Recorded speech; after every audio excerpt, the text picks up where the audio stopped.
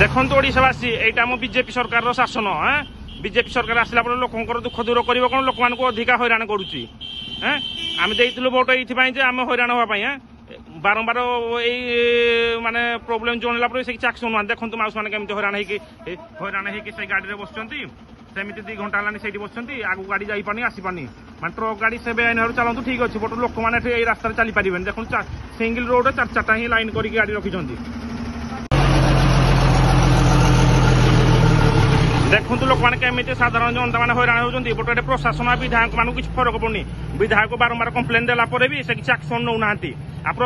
आमर तालचे सब कलेक्टर बारंबार आप्लिकेसन देला भी से पैसा खाई मुह चुप रखी दौरान बारंबार आम आप्लिकेसन देचु प्रोब्लेम होची एक्शन यहाँ हूँ पुणी ये पाखापाखि दिन को 5 ରୁ 10 हज़ार गाड़ी चलुचे यहाँ हूँ गोड़ी बंधर